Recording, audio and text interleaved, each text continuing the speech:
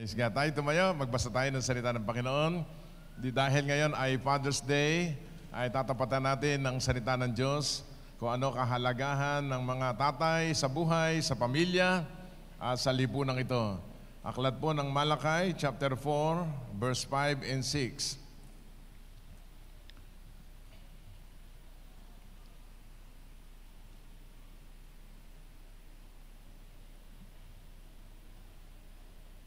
Basahin natin. Remember the law of Moses, my servant, which I command him in Horeb for all Israel, with the statutes and judgment. Verse 5.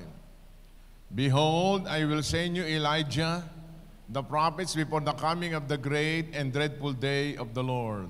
Verse 6.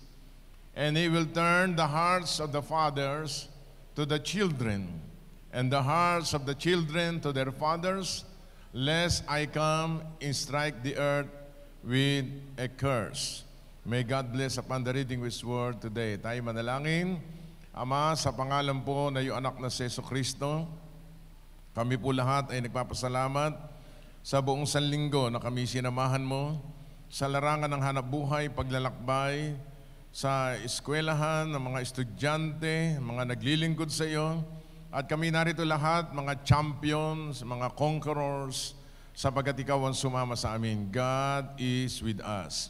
Pagpalain mo lahat ng dumako sa lugar na ito as we are celebrating the Father's Day today in this place. We want to acknowledge your goodness and your tender mercies toward us today. Holy Spirit, we welcome you. Be our programmer at reveal the deep things of God to all of us today. Anoint your servant, help me to speak your word with signs, wonders, and miracles after the preaching of your word.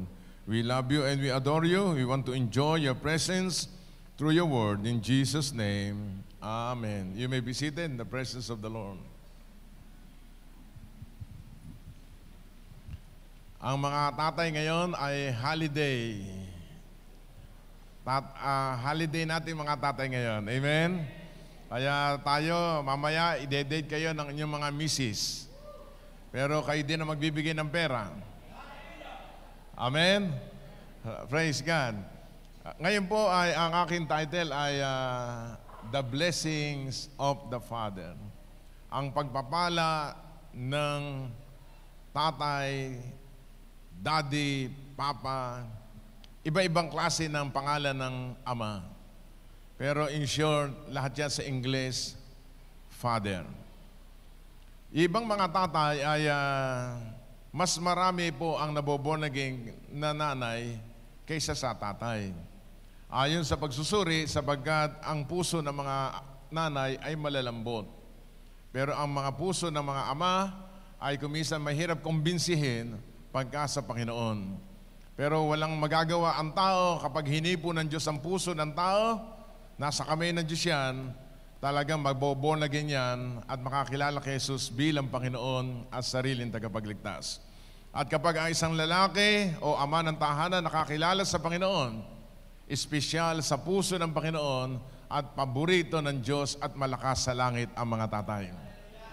Palakpakan natin ang mga tatay ngayong umaga. Amen. Dito sa banal na kasulatan na ating binasa kanina, ito yung sa huling panahon. Whether you like it or not, sa huling panahon, makikita ang puso ng Ama. He will turn the hearts, number one, He will turn the hearts of the fathers to the children. Ang mga ama ng tahanan, sa ayaw mo at sa gusto mo, darating ang panahon na magtatagpo ang puso ng ama at ng anak upang mahalin ang kanyang mga anak. Sapagat alam ng dyablo na ang tao na kapag talagang tinangay niya sa bisyo, ang tatay ay nagiging lahat ng ero nasa kanya na. Ano ero? Number one. Kayo na magsabi. Lasinggero, babaero, butangero, sugalero, tong-its-ero, mangungutang-ero. Ano yung mangungutang? Mangungutang. Pero kapag nakakilala sa Panginoon, ang lalaking iyon nagiging marangal at pinagpala ng Panginoon. Say hallelujah. Kaya pinaka number 1 requirement ng mga naliligaw sa inyong mga anak na babae, number 1, born again. Yung born again, lalagyan nyo ng mabait na born again. Sapagat kumisa, nagbo-born again lang pala. Pag sinabing born again, bagong buhay. Nakipag-isa kay Jesucristo bilang Panginoon at tagapagligtas. Baka ang gusto lang hindi si Kristo, si Kristi lang ang gusto.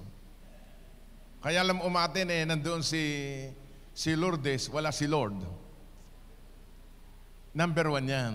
Kaya yung mga magulang na nandito nakikinig ngayon, Kristiyano ba yung naliligaw sa iyo? Kapag hindi, 30% pa lang. Nanay, mabait naman. Tsaka gwapo pa. Sasabihin ng nanay, anin mo yung gwapo, nakakain ba yun? Ano? Kaya sabi ng banal na kasulatan, ang mga tatay, malaki ang role sa pamilya. At higit sa lahat, yung mga tatay ay kailangan, yan ang utos ng Panginoon sa uling panahon, ang mga tatay dapat kilalang mabuti ang kanilang mga anak at mamahalin ang kanilang mga anak.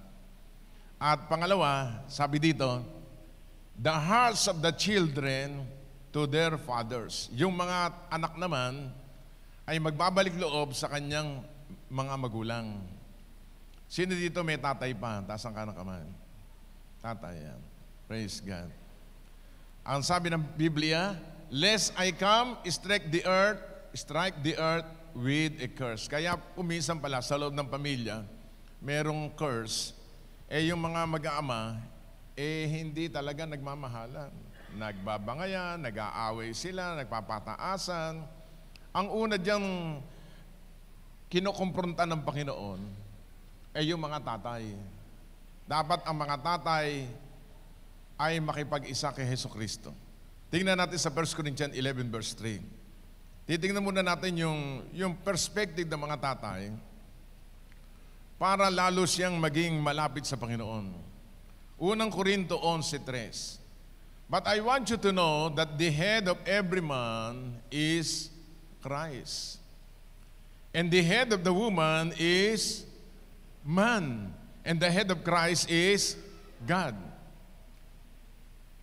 Ang kahalagahan ng Ama sa paningin ng Diyos, na ang lahat ng lalaki, ang ulo dapat ay si San Pedro. Amen? Pagkagising sa umaga, ano hinahanap ng mga tatay? Iba-iba. Una, 3-in-1. Kape. Tama ba? Ngayon ang uso cellphone. Ang hinahanap, cellphone. Doon sa matatandang mga lalaki, ang hinahanap mga manok ni San Pedro. Imbis na ang asawa himasin sa buhok at sabihin, I love you, yung talisayan at saka mga tandang ang hinihimas. Pero alam niyo ba, ang ulo ng mga lalaki, ang sabi ng Biblia, I want you to know the head of every man is who? Si Christ Jesus. Kaya mapalad yung mga tatay na nandito, ang ulo, si Kristo Jesus. You are blessed forever and ever. Lahat ng mga lalaki, si Jesus ang ulo ng mga lalaki. Bakit kaya nilagay yan sa Biblia na dapat ang mga lalaki ang ulo ay si Kristo Jesus? Sapagat kapag ang lalaki, sabi ng John 15 verse 5, apart from God, man can do nothing. Kaya nga ang mga lalaki mas marami ngayon ang babae, sabi ng Biblia, ang equivalent ng 6 na babae, isang lalaki sa huling panahon. Mas nauunang umuwi sa langit ang mga lalaki kaysa sa babae. Sabi niyo, bakit? Kasi si Satanas, ayaw niya ang mga lalaki maboborn again. Kasi kapag naborn again na lalaki, madaling masama yung asawang babae, mga anak, mga apo. Meron tinatawag na father's image. Kita mo yung mga lalaki, maraming bisyo, kaya namamatay ka agad. Sino dito mga lasenggo dati? Lasenggo, dati yon. Sa'yo ang inumin, sa'yo ang bulot, happy, happy. Ha?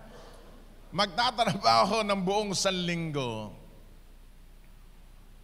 Pagka Sabado, uubusin lahat ang kanyang pinaghirapan doon sa inuman sa kanyang kumpadre. Magaling sa kaibigan, walang iya sa mga anak at saka sa asawa. Kaya makikita niyo yung mga lalaki, nagkakasakit kaagad. Ano mga bisyo ng lalaki? Alak, sigarilyo. Ano mas may utak? Yung sigarilyo o ikaw? Hindi ko ka matanggal. Minsan may nakasalubong ako. Sabi ko, saan ka galing? Yung sigarilyo, tinago doon sa likod. Sabi ko, brother, ano yung umuusok sa likod? Ay, siga lang yun, siga. Nung sinabi siga, lumabas puro usok sa bibig eh. Alam mo, ayaw ng Diyos, yung katawan natin masisira. Your body is the temple of the Holy Spirit. Lalagyan mo na usok yan, pupunta sa baga mo, di magkakasakit ka sa baga. Imbis na humaba buhay mo ng 70 o 80, masyo-shortcut na lang. So, naintindihan ba natin? Kaya gusto ng Diyos, humaba ang buhay ng mga lalaki. Pag sila'y na born again, hahaba ang buhay, maglilingkod sa Diyos na may gawa ng langit at lupa. Amen. Ngayon, ano pa bisyo ng mga lalaki? Tongue eats. Wala nang tongue eats ngayon. Bihira. Nandiyon na sa cellphone yung mga sugal. Ano tawag sa sugal na yon? Ha? Online. Ano tawag? Hindi ko marinig. Palibasa, hindi ko alam eh. Scatter. Ayun. Yun nga. Nagkalat. Scatter. Hindi ka nakikita ng asawa mo, tinatago mo, nakikita ka naman ng Panginoon. Imbis na isugal mo, ipunin mo na lang. Ibili mo na masarap na pagkain. Hindi ka ba nahihiya noon? Tatay ka walang makain yung anak mo, sinugal mo pa. Sabi ng isa, aga-aga naman sermon yan. Sabi natin, noon yun. Lahat na yan, nangyari at naganap sa buhay ng tao para ma-realize ng tao na gusto niya pang humaba ang buhay, maglingkod siya sa Panginoon. Say hallelujah. Sino maagang nagigising sa umaga? Ang ama o yung ina? Hindi ko maalam kung sino panalo dito. Sino nila unang natutulog? Very good. Walang kokontra dyan kasi ako unang natutulog. Pero una ako nagigising at kumukuha ng pagpapala sa langit para ibigay sa mga anak ng Diyos din. Amen? Ang ulo talaga ng lalaki, balik mo doon sa 1 Corinthians 11:3. Ang mga lalaki dapat nakakonekta kay Jesucristo. Papaanong paraan? Maaga pa lang, nagpe-pray ka na. Bihira sa mga lalaki, prayerful. Kasi nakaugali natin mga Pilipino, ang napalasimba, mga babae.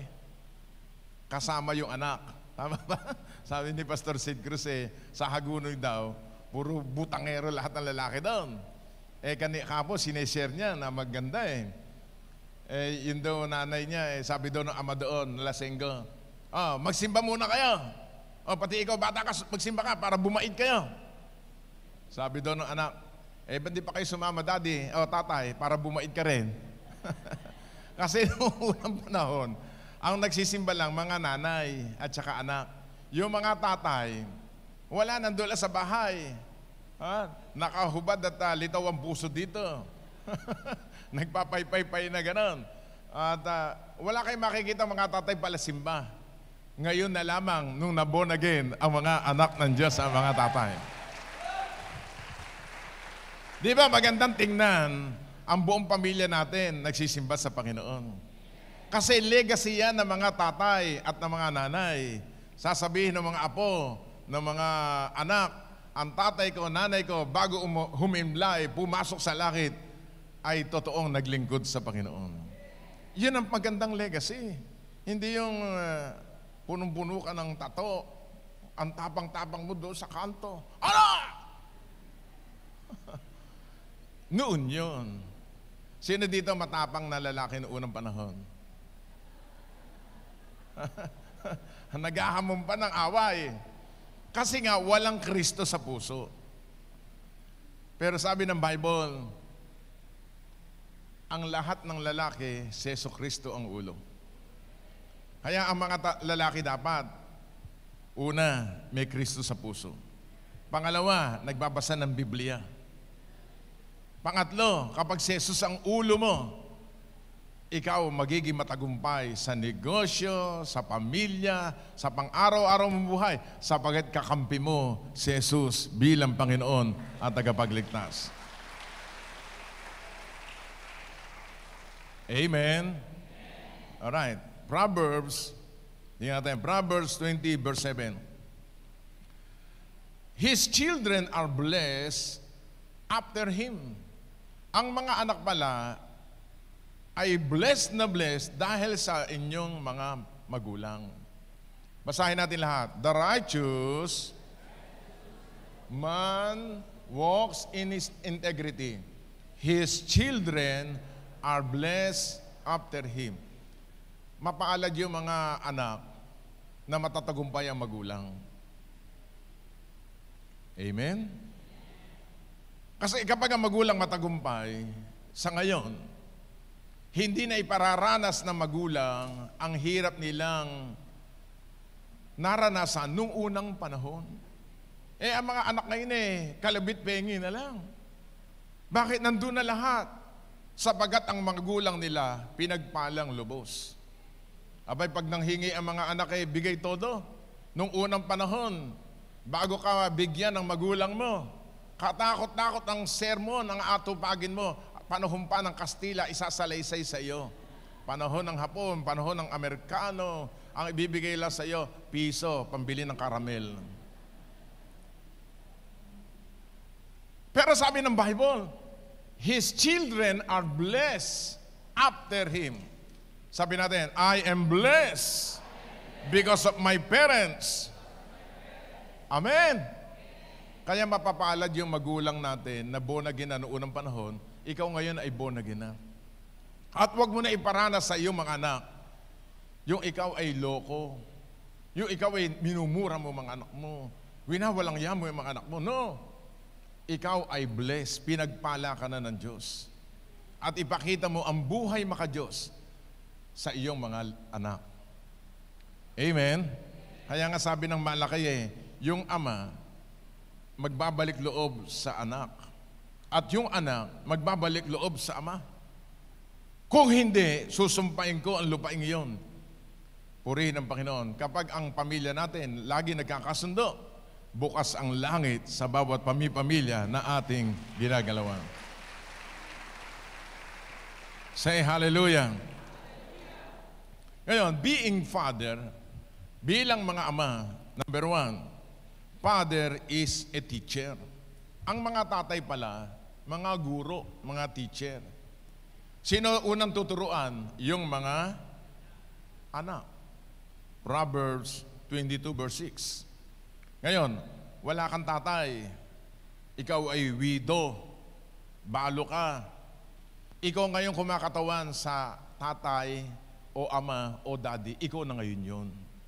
At ang kapartner mo, wala iba kundi ang ating Panginoon. Exodo 22:22. Tingnan muna natin to 22 verse 6. Basahin natin lahat. 22 verse 6. Train up a child in the way he shall go. Proverbs 22 verse 6. When he is old, he will not depart from it. Basahin natin lahat. 1, 2, 3, go.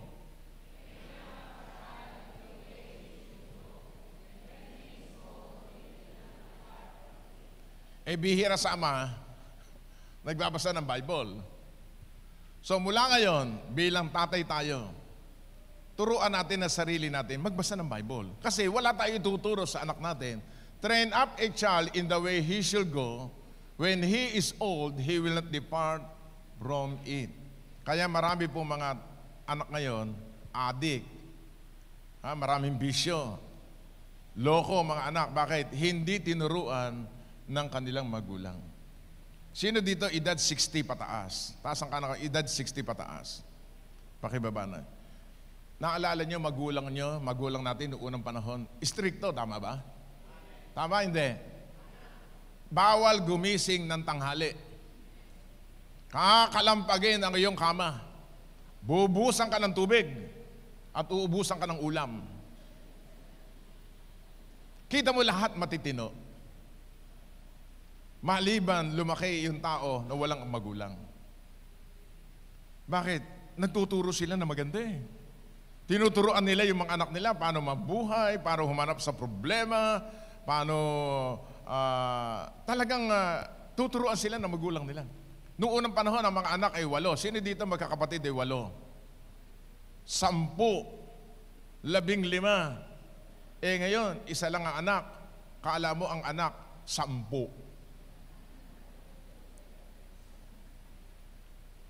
Habang ang mga anak nyo nasa inyo, nasa poder natin, tuturuan natin ang ating mga anak. Anak, pag ikaw ay mayroong matandang pumunta rito, tatayo ka, magbe-bless ka. Yan ang tinuturo ng mga magulang eh.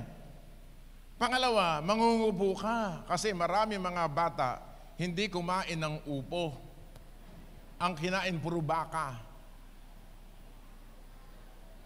Oo nga. So train up a child in the way he should go. When he is old, he will not depart from it. Pangalawa, ang mga tatay ay provider. Sabi nung katabi, turo mo yan, Bishop. Hindi nagbibigay asawa ko. Hindi nagkakaloob. Nakalagay sa Bible yan. Nung kayo kinakasal, naalala nyo kinasal kayo, merong tawag na binibigyan, simbolo ng pera? Aras. Hindi malas. Aras. Ikaw lalaki, binibigay sa iyo itong aras na ito, yung treasures. Ayan, para sa iyo, ibigay mo sa asawa mong babae. Opo. Ngayon, iniiba ko na ngayon yon. 2 yung aras. Ang tawag doon, hating mag-asawa. Sabi ko, pag naglalagay kayo ng treasures, huwag barya. Lagyan nyo ng cheque at buong mga bills. Abay, nagsisimula pa lang kayo mag-asawa, puro barya na. 1 Timothy chapter 5, verse 8, Father is a provider. Ang tatay ay siya ang nagpo-provide ng lahat para sa pamilya. Maliban yung asawa niya ay meron din trabaho. Tingnan natin sa 1 Timothy chapter 5 verse 8. Pakilagay doon. Unang Timoteo 5:8. Nasa Bible yan. If anyone does not provide for his own, especially for those of his household, he has denied the faith, is worse than unbeliever. Mabuti pa sa kanya walang relihiyon, mas masahol pa siya sa mga hindi mananampalataya kapag hindi siya provider. Ngayon, mayroong exemption dyan. Kapag ang mga tatay nyo naman ay lolo na, ang tawag daw pensyonado. Kayo naman mga anak ang magbibigay sa magulang ninyo. Balansyado ang Biblia. Walang umi-amen.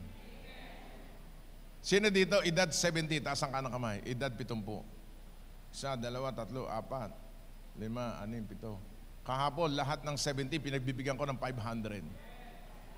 Sabi ng isa, ay yung 65, mag-70 muna kayo. Wais ka ako to. Sino dito 80? 80 na. May 80 ba rito? Ayun, si sister isa. Siya ho ay namatay yung kanyang boyfriend. Kamamatay lang. Sige, 2 months ago, no?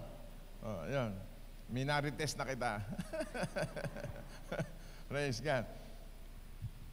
Ang mga tatay, sa haba ng panahon, provider. Ngayon, minsan mayroong mga tatay na pensyonado na. Tama na yun. Ang aking suggestion, ang aking recommendation, yung mga tatay na edad 70, 80, maglingkod na kayo sa Panginoon. Wala na namang amen. Yung iba hanggang 70, hanggang 80, nagtatrabaho pa. At ginawa pang alila ng mga apo. Akin ho yun. Kasi wala pa akong apo. Hindi ko pa alam kung ano mangyayari pag ako'y lolo na. Baka yung apo ko'y nandito sa States, hindi ko mapagalitan. Pero pinag-usapan natin dito, provider. Amen? Ngayon, ulitin ko. Kapag ang mga lolo, lola, nasa tama na kayong, tapos na ang inyong yung bang pagtatrabaho sa buhay, ang mga nagpo-provide na, mga anak naman. Kaya kayong mga anak na nakikinig ngayon, i-date nyo ang mga tatay nyo. Kasi nung kayo bata pa, siya nag-ahatid sa iyo sa eskwelahan. Siya nagbibigay ng matrikula. Siya gumagawa ng paraan para ikaw ay makatapos lang ng pag-aaral. Amen? So, iyon ang ating sinasabi ng Biblia, provider. At yung mga malalakas na ama naman, pag kayo sumusweldo, uunahin nyo number 1 ng Diyos. Pangalawa, huwag niyong pagdadamutan ninyong mga asawa. Sabihin mo sa katabi mo, kung katabi mo asawa mo, I love you, darling. Sabi ng asawa mo, sinisiko ka, puro ka I love you, puro ka I love you, ha? Sana, puro ka kiss, wala bang Gcash? Provider. Sino dito mga tatay nasa ibang bansa? Nasa ibang bansa, nagtatrabaho. Kita mo, napakahirap ng mga asawa nyo. Nasa ibang bansa, yung mga tatay nyo. Una, ang kalaban nila ay lungkot. Pangalawa, nag-iisa sila doon. Para lang kumayod ng pera para ibigay sa asawa, sa mga anak, sa inyong kabuhayan.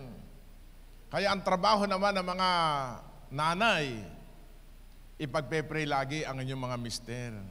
Panginoon ko, ilayo mo sa disgrasya asawa ko, sa tukso, sa sakit, sa karamdaman, makauwi ng maayos ang aking asawa.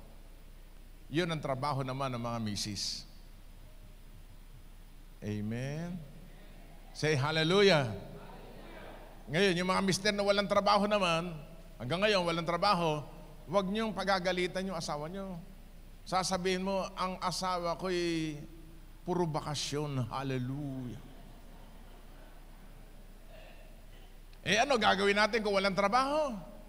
Mahirap namang sumpain mo yung asawa mo, pagalitan mo. At least malulusog, malalakas ang asawa mo. Kailan nagbabakasyon? Ilang araw na ba? Ilang buwan na? Ilang taon na nagbabakasyon? 10 taon. Hallelujah. At least hindi nagkulang ang Diyos sa inyong provision. Amen? Sino dito mga anak, may nakahandang regalo ngayong Father's Day? Kung wala, pagtapos nito, pumunta kayo sa Heaven's Blend Cafe, ipakainin nyo doon. Lahat ng 80 pataas, ako na magbo-blow out ng kape. At least isa lang ibo-blow out ko. Hindi, naisip ko talaga yun. Nagpe-pray ako, Panginoon, ano ba regalo ko sa mga fathers? Lahat ng 80 anak. bigyan mo ng libreng pakape. Sino? May 80 ba rito? Purihin ng Panginoon. Wala. Hallelujah. Bababaan natin. 75. Sino dito 75? 75. Okay. Kasama na din yung asawa nyo. Brother Stephen, Manugang. Kunin lahat yun. Pagkatapos nito, libre ang inyong pang alas 10 na pang amusal. Kasi alas 10 pa naman bukas, kaya wala pang amusal. Kunin lahat yung mga... Sige, dito, sino 75 dito? Isa. Dalawa. Pagkatapos nito, pupunta kayo doon sa Evans Glen, ha? Libre ko kayo, i-date ko kayo doon. Ako magbabayad. Pati asawa, ha? Sino pa 75 dito? Dalawa lang. O, bababaan ko pa ng konti. 74. Kala niyo mautak ito. Ayan. Okay. Pero pag wala asawa, wala. Akala mo, ha? Okay. Basta pupunta kayo doon. Sisingilin sa akin ng manugang ko yan. 74. Ilan na tayo? 3. 73. Nadadagdagan, ha? Sino dito 73? Ayan, pupunta kayo doon.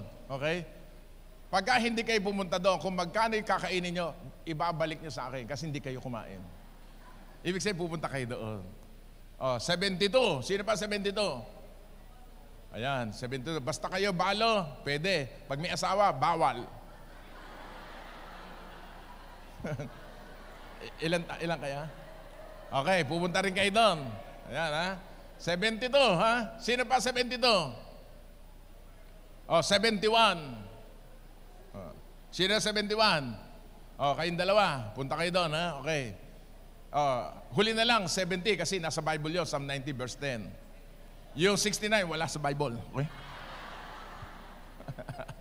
70. Sino 70? May kasama yung asawa mo? May asawa ka o balo? Balo. May asawa. Wala. Yahanap kita mapapangasawa mo. Okay. 70. Lahat ng 70, pupunta kayo doon. Date ko sa inyo para sa Father's Day. Okay? Palakpakan natin Panginoon. Amen.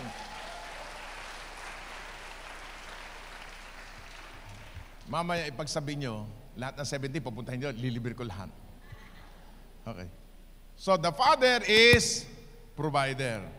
Pangatlo, Father will discipline their children. Pangatlo, ang mga tatay ay nagdidisiplina sa kanyang mga anak. Proverbs 13:14. Proverbs 13:14. The law of the wise is a fountain of life, to turn away from the snares of death. Proverbs 1:8. Proverbs 1:8. Kawikaan 1:8. My son, hear the instruction of your father. Do not forsake the law of your mother. So, ibig sabihin, ang mga anak, ang mga tatay at ina ang nagbibigay ng instruction habang lumalaki siya. Tama ba? Tungkulin ng mga magulang yan sa inyong anak na babae, anak niyong lalaki. Mas lalo kapag nag-aaral, bibigyan nyo ng instruction kapag naglalakad, kapag sumasakay na sakyan, kapag may pera, anak. Di ba ganun ang mga magulang? Anak, pang matrikula mo yan, itago mo na maigi. Maraming mga masasamang tao, di ba? Amen? So, siya nagbibigay ng instruction. At siya rin ang nagdidisiplina sa kanyang mga anak. Number 4. Number 4, Father will spend time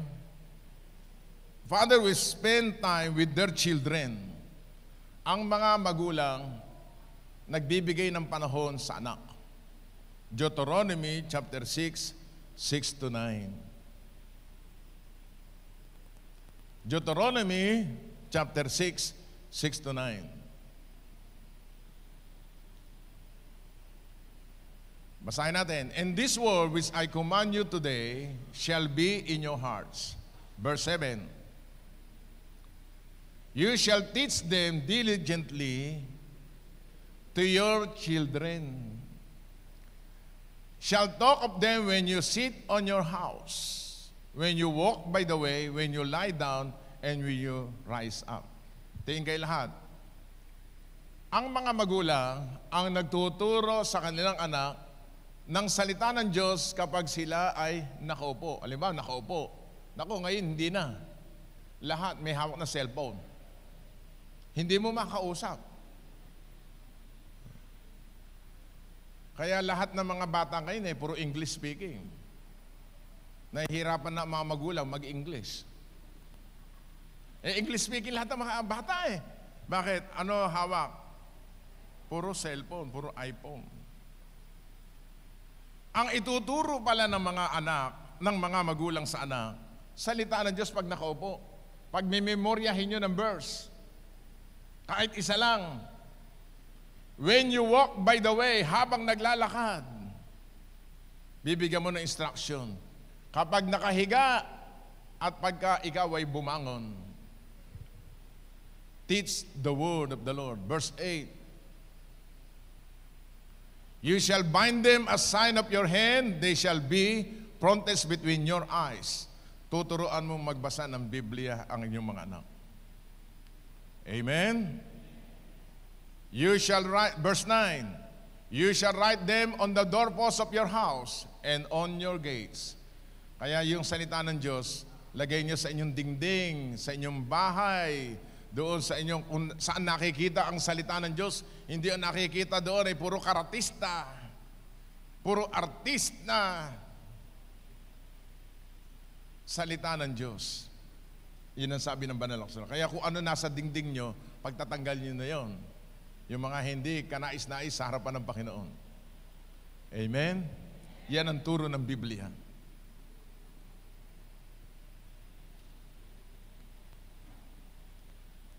Number 5. Father will always pray to their children. Ang mga tatay ay nagpe-pray sa mga anak. 1 Chronicle 29, verse 19. Sino dito ang mga tatay nagbe-bless sa anak? Araw-araw, ibe-bless nyo ang inyong mga anak. Halimbawa, estudyante. Halika muna anak. Pagpe-pray kita. The Lord will bless you. The Lord will keep you. At magiging magaling kang anak. Ipagpe-pray natin. Tingnan natin, basahin natin. And give my son Solomon a loyal heart to keep your commandments and your testimonies and your statutes, to do all these things, to build the temple, for I have made provision. Itong si David, anak niya itong si Solomon. Kaya siya magaling na anak, pinag-pray siya ng kanyang ama. Taas nga ka ng kamay ng mga tatay. Sabi natin, mula ngayon, ipapanalangin ko ang aking mga anak araw-araw. Amen. Kita mo mga mula June hanggang December, tatalino gagaling ang inyong mga anak at bibigyan ng pabor ng Diyos na nagmumula sa kalangitan.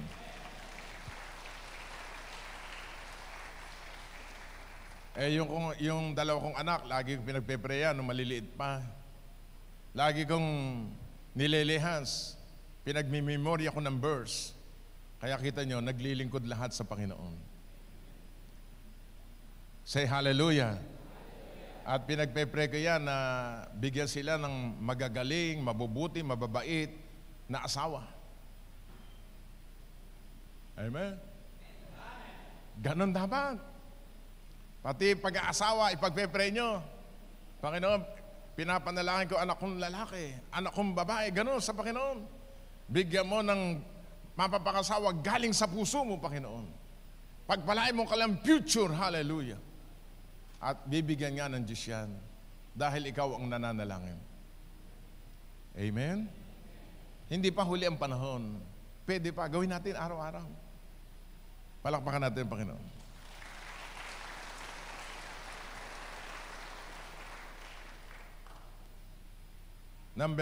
Panghuli. The Father will invoke blessings to your children. Pagpapalain mo ang anak mo. Huwag mong susumpain. Genesis chapter 9. Kukwentuhan ko na lang kayo. Halika kayo. Tingin kayo lahat. Si Noah sa Genesis 9, meron 3 anak. Ang pangalan niya ay, sige, sino makakaalam? 3 anak ni Noah. Ano pangalan ng bunso? Yung kinakain nyo, tuwing Pasko. Si Ham. Susunod ay si Shem. At ang pangatlo ay si Japhet. Yung tatay niya, itong si Noah, nagtanim ng ubas. So, ubasan. Isang araw, gumawa siya ng alak. Kasi doon yata namana yung mga lalaki, naging lasenggo. Nalaseng! Nung sa kanyang lasingan, siya ay naging naked. Nakita ng kanyang anak na bunso na si Ham. Ang ginawa ni Ham, chinismis yung kanyang tatay sa kanyang 2 kapatid. Minarites. Kay Japhet at kay Shem. Nung sinabihan ni Ham yung 2 anak, magaling yung 2 anak, kumuha ng tela at binalabal sa kanyang kaisa-isang ama. Kinabukasan, nagising ko ang kanyang ama, pinuntahan itong si Ham. Ang ginawa kay Ham ay kinurse, sinumpa niya yung kanyang bunsong anak. Hanggang ngayon, yung sumpa, tumalab, ang pangalan niya Canaanland. Itong 2 ito, na nagmalasakit sa kanyang ama, pinronounce ng pagpapala. Ano spiritual lesson doon? Kapag kayo may ama, number 1, huwag niyong ichichismis ang tatay niyo sa kanyang kahinaan. Sa ayaw mo at sa gusto mo, ikaw ay anak lang. Naalala ko isang pastor noong nagpipreach ako tungkol sa magulang Sabi ko, mahalin mo tatay mo. Naku, siya pala, tinamaan. Galit na galit siya sa tatay niya. Kasi nakita niya yung kanyang, nung maliit pa siya, yung kanyang tatay, binubugbog yung kanyang nanay. Sabi niya, paglaki ko, bubugbugin din kita. Gagante ko sa'yo. Hanggang sa lumaki, naging pastor, ang galit sa puso niya, ganun pa rin. Nung marinig niya yung sermon, nagkandaiyak siya. At sabi ko sa kanya, lumapit sa akin, hanapin mo tatay mo, puntahan mo, iyakapin mo, humingi ka ng tawad. Awa ng Diyos, nakita sila sa balagtas, taga-Panginay. Taga-giginto yung lalaki. Humingi siya ng tawad. Sabi niya, tatay, patawarin mo ko, walang hiya ako sa iyo. Gusto ko, papatayin nga kita, bubugbugin pa nga kita Kasi walang hiya ka sa nanay ko.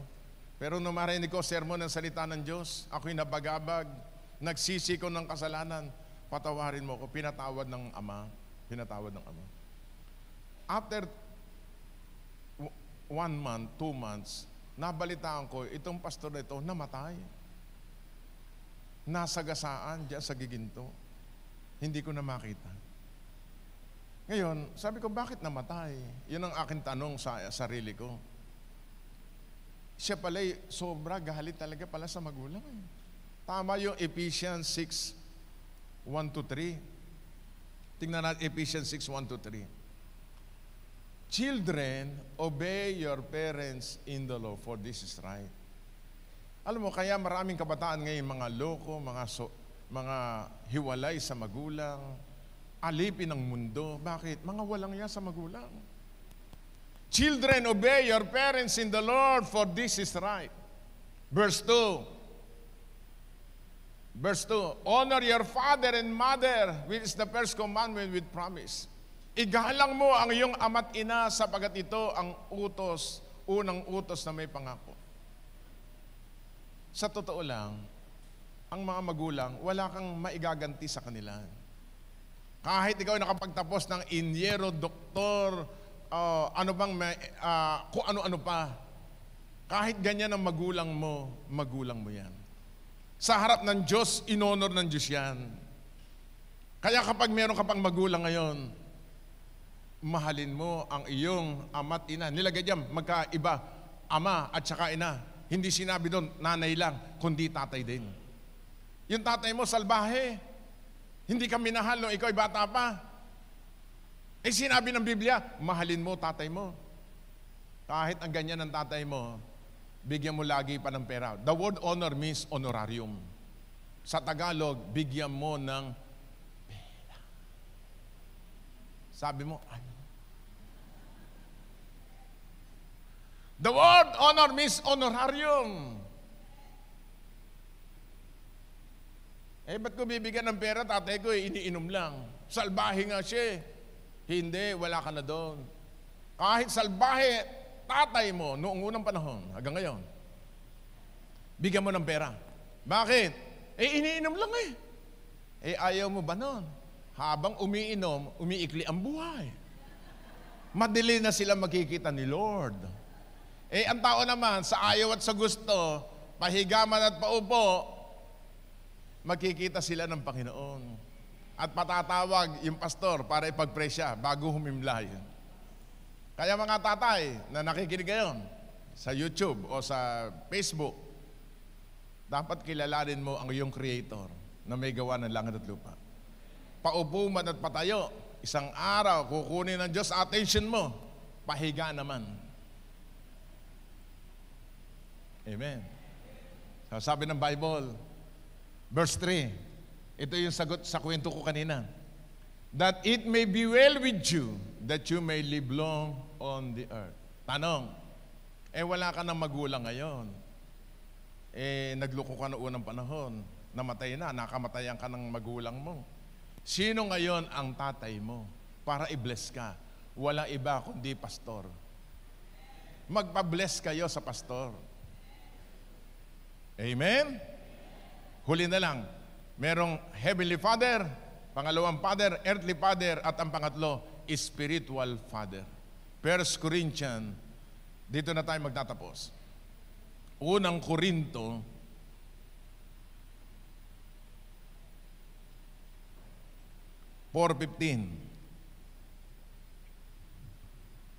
tingnan natin. For though you may have 10,000 instructors in Christ, yet you do not have many fathers. For in Christ Jesus I have begotten you through the gospel. Pagka kayo dumadalo sa local church, katulad dito, ang inyong tatay ay wala iba kundi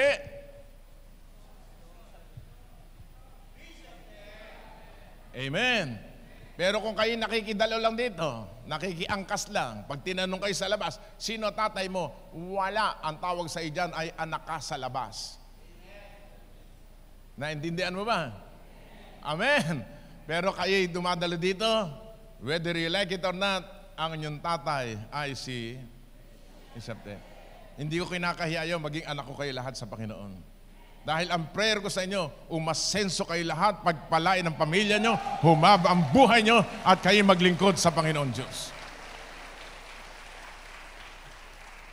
Amen. Sabi ng Bible, anak ko kayo sa Panginoon. Amen. Palakpakan natin lahat ng tatay. Hallelujah. Tumayo lahat ng mga tatay. Punta kayo dito sa harapan. Total, Father's Day ngayon. Yung mga widow, kayo na rin yung mga tatay, pwede na kayong tumayo dyan sa inuupuan nyo na lang kung kayo'y babae. Talagang gano'n, may hangganan ng tao. Kaya yung mga widong babae, wag na kayong mag-imot-imot pa. Nasa langit na yung mga asawa nyo. Amen? Sige, lahat ng mga widow, tumayo. Diyan na lang sa inuupuan. Kayo mga widong babae na nandito ngayon, tandaan nyo, kayo na yung nanay na tatay pa. At sasamahan kayo ng Panginoon sa larangan ng buhay sa daigdig na ito. Kayo naman mga tatay na nandito, you are super blessed today. Sapagat ang ulo ninyo ay wala iba kundi si Jesucristo. Wag na natin isugal yung ating kaluluwa sa mundo. Minsan lang ang buhay. Talagang may langit at may impyerno. Na ang tao pag napahamak, namatay at walang Kristo sa puso, diretso sa impyerno, mananatili magpakailanman doon. Kaya kita nyo mga asawa ninyo, panay pray sa inyo kada linggo. Araw-araw, Diyos ko, hipuin mo yung asawa ko. Makakilala sa iyo bilang Panginoon tagapagligtas. Bakit? Ang ulo ng tahanan, wala iba kundi ang lalaki. Kasi kapag ang lalaki nakakilala kay Jesus, sunod-sunod yung babae, yung anak, yung apo, ibe-bless ng Diyos lahat ng inyong kabuhayan. Everybody close your eyes and bow your heads, please. Wala tatay mo dito, wala isawa mo, yumuko at pumikit. God is in your home. The Lord is touching your husband.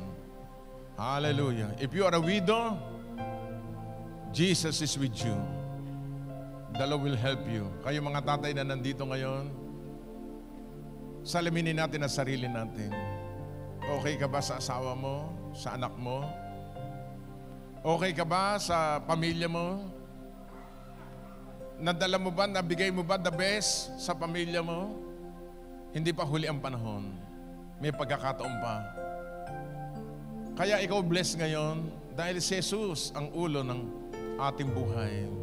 Huwag kang hiwalay sa Panginoong Jesucristo. Hindi ka kaya bigyan ng kaligayahan ng mundo. Ang kaibigan lang kapag may pera ka, mayaman ka. Pero pag nag-iisa ka na, wala nang tutulong sa iyo kundi Diyos. Pati asawa mo tutulong sa iyo, pati anak mo. Kaya sabi ng Biblia, kapag hindi tayo tama ang buhay natin sa pamilya natin, we are more than unbelievers. Sing it, choir. The Spirit of the Lord is touching you right now. Isa ka bang kabataan na ikaw ay orphans, wala kang ama? Yung tatay mo nagluluko, taas mo yung kanang kamay, yuko ka at bibigit, sabihin mo, Panginoon, hipuin mo tatay ko, saan man siya naroon. Yes. Habang ikaw ay nakayuko nakapikit, naalala mo, sabi mo, Panginoon, napakabait ng asawa ko, bakit kinuha mo kaagad? Hindi. May purpose ang Panginoon. Yes, hallelujah, hallelujah.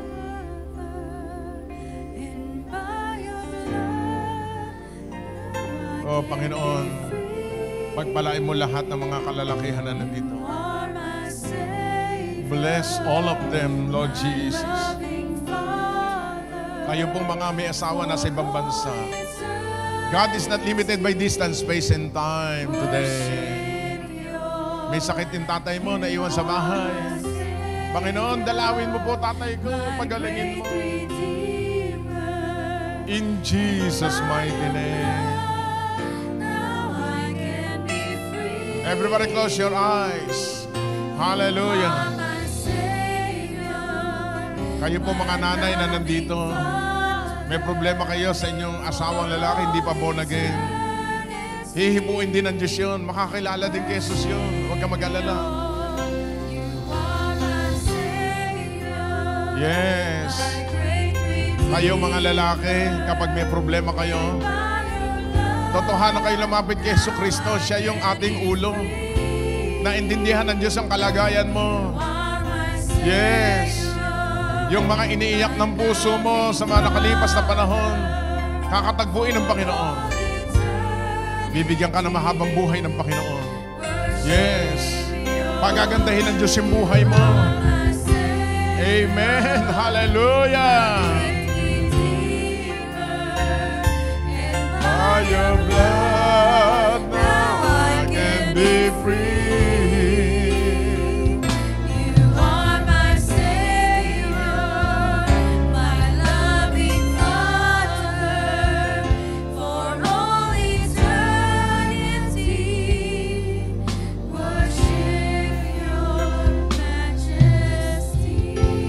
Sumunod sa weekly panalangin lahat ng mga ama, taas ng dalawang kamay.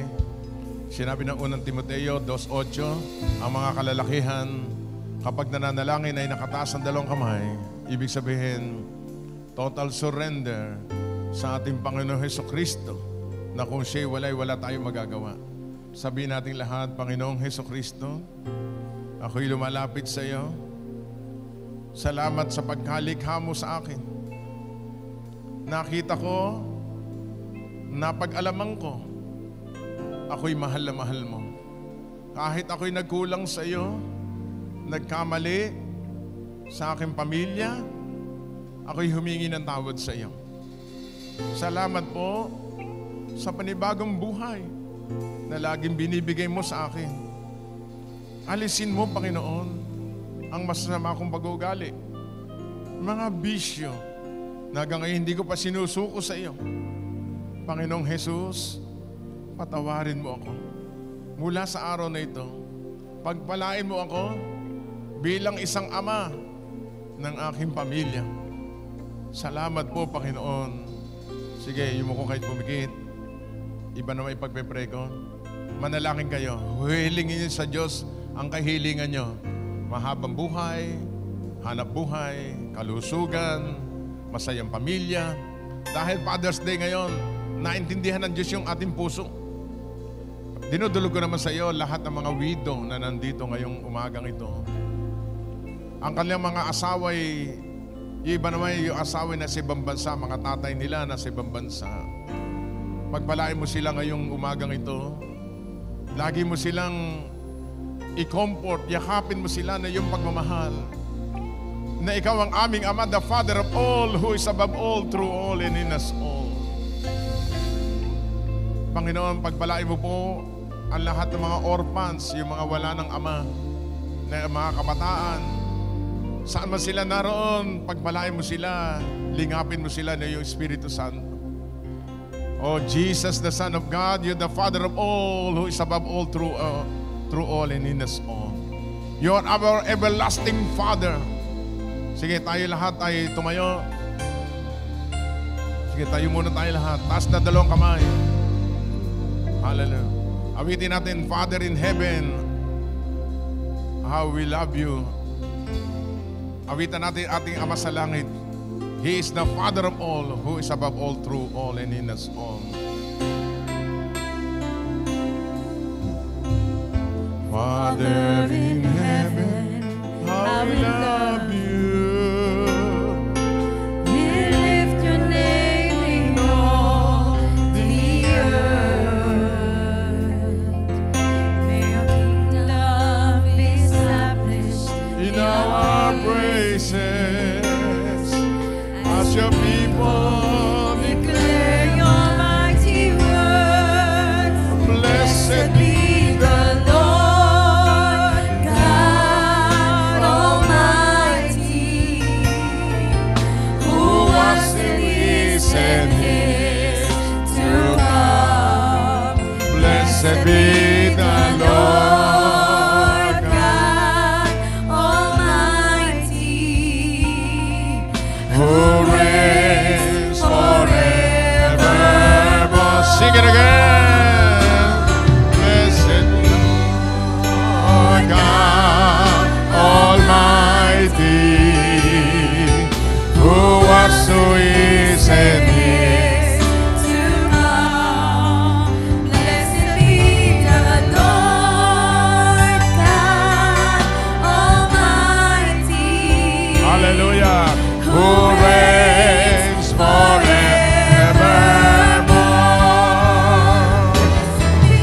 The Lord God Almighty, who was, who is, and is. To come. Blessed be the Lord God Almighty, Who reigns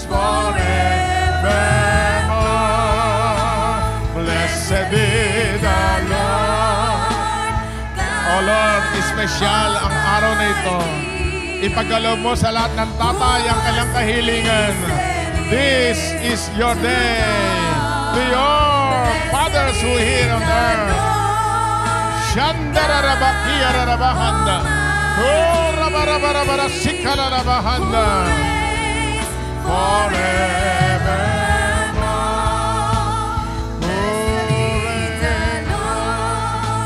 God Almighty.